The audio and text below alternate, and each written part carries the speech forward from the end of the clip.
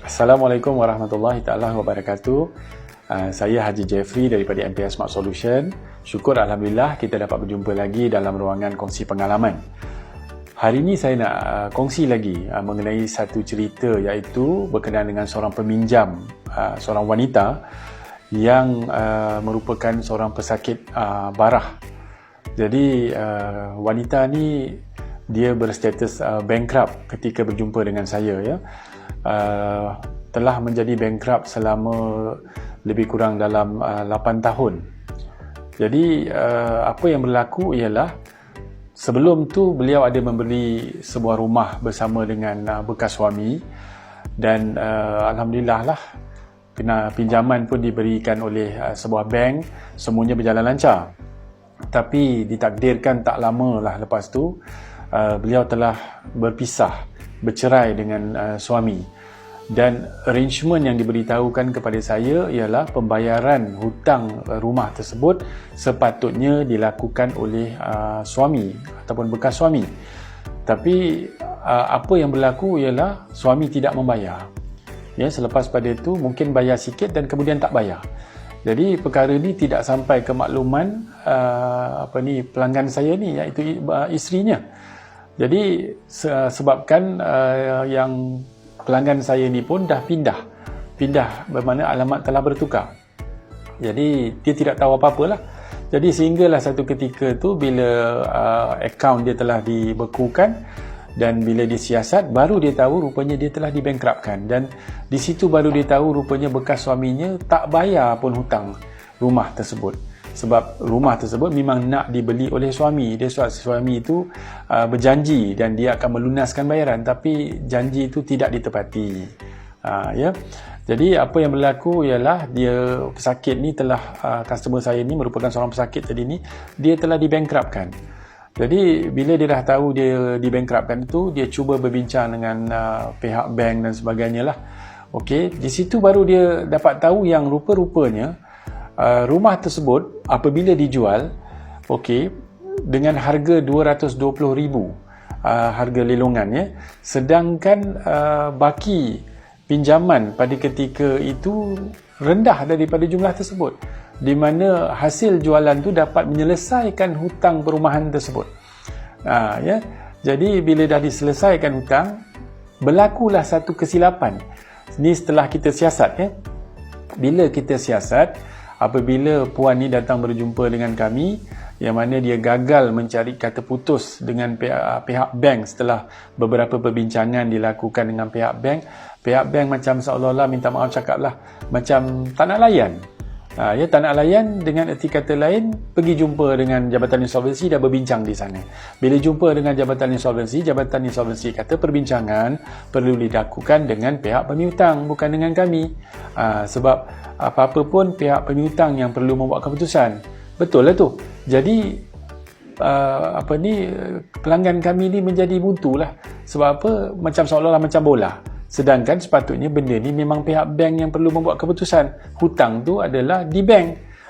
Ya, cuma POD ataupun proof of debt tu difilekan dengan Jabatan Insolvensi setelah seseorang itu menjadi bankrupt. Okey, jadi bila mengetahui perkara yang berlaku ni, jadi apabila puan ni tadi datang berjumpa dengan saya, setelah saya kenal pasti apa masalah yang sebenarnya, kita pun siasatlah. Macam biasalah, kita siasat. Bila kita siasat, kita melihat dokumen dan sebagainya, saya nampak ada satu perkara yang begitu glaring lah. Ya, terserlah nampak sangat benda ni, ialah apabila hartanah tadi itu dijual. Jadi jumlah lebihan tadi itu yang dihantar kepada Jabatan Insolvensi tadi itu dihantar oleh peguam bank kepada Jabatan Insolvensi, dan ianya dihantar untuk bekas suami sahaja, iaitu berjumlah 38 lebih ribu. Dihantar hanya untuk dimasukkan ke dalam akaun Jabatan Insolvensi atas nama suami. Sedangkan rumah tu dua nama. Sepatutnya dipecahkan dulu lebih kurang 19,000 seorang, dan 19,000 dihantar untuk suami dan 19,000 dihantar untuk isteri ni, yang mana ianya adalah pelanggan kami. Itu tidak dilakukan. Maknanya peguam bank tadi ni telah cuai.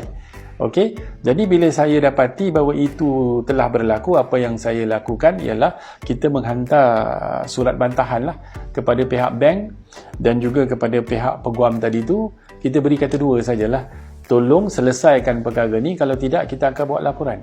Ya, untuk peguam tadi pun kita akan buat laporan yang sepatutnya kepada pihak mana, kita pun faham, dan juga begitu juga dengan pihak bank. Tolong siasat dan selesaikan perkara ni, sebab daripada apa yang saya siasat, ya, sepatutnya kalau 19,000 tu dihantar kepada Jabatan Insolvensi di atas nama isteri tadi tu, dah boleh selesaikan kebangkrapannya.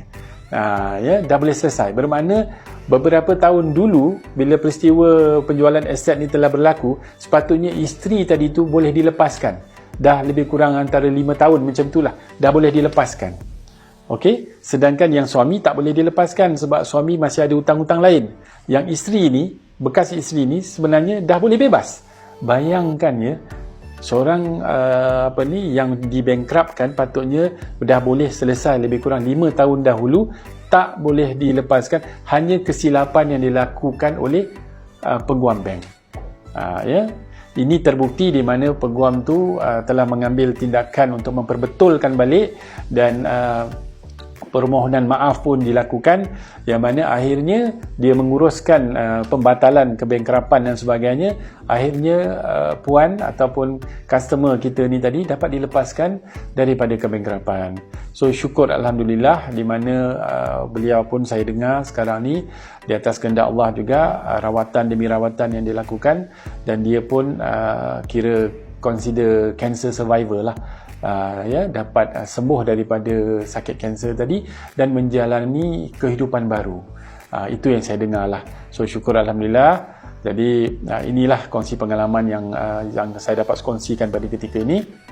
Dan sekiranya anda punya kawan-kawan, saudara mara, sesiapa sajalah kenalan anda yang menghadapi masalah keberhutangan seperti ini, sama ada di bankrupt, sama ada dianiaya seperti cerita yang saya ceritakan tadi itu, okey, perlukan bantuan saya, kontak saya 019-2295-354. Haji Jeffrey. Datang nak jumpa saya terus di pejabat saya di Spectrum Shopping Mall pun boleh, tak ada masalah ya. Hubungi saya untuk temu janji.